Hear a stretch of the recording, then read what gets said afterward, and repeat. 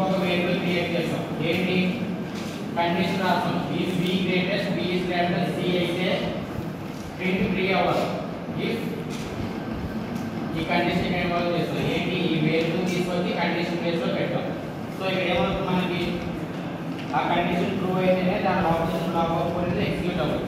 But మనకి ఏంటి b అంటే గ్రేటర్ దెన్ c ఏ అలా స్మాల్ అని తెచ్చుకోం కదా మనం. సో ఇది క్యాన్సిల్ చేసి b ఏంటి bc. సో దాన్ని కంపేర్ చేస్తాం. b is greater than c true. అప్పుడు మనకి ఏమవుతుంది ఆ ఇఫ్ నెక్స్ట్ లోపల ఏదైతే ఇచ్చామో ఈ కండిషన్ దాని బ్లాక్ ఆఫ్ కోడ్ అనేది ఎగ్జిక్యూట్ అవుతుంది. అవుట్పుట్ ఏమొస్తుంది 3. ఇన్ కేస్ ఇది కూడా ఫెయిల్ అయితే దాని ఎల్స్ అయితే సి అనేది డైరెక్ట్ ప్రింట్ అవుతుంది. సి కి కండిషన్ రాసామా లేదు. ఎందుకు తీసుకున్న 3 డేటాలో కూడా 2 క్యాన్సిల్ అయిపోతే మిగిలింది ఏంటి సి. సి కండిషన్ రాయప్పుడు అక్కడ డైరెక్ట్ ఆన్సర్ చేసి ఆ ఆన్సర్ ఏదైతే మిగిలి ఉందో డేటా అది అవుట్పుట్ కావాలని ఇచ్చేసి ఇన్ కేస్ మనం 4 డి వాల్యూ వేస్తే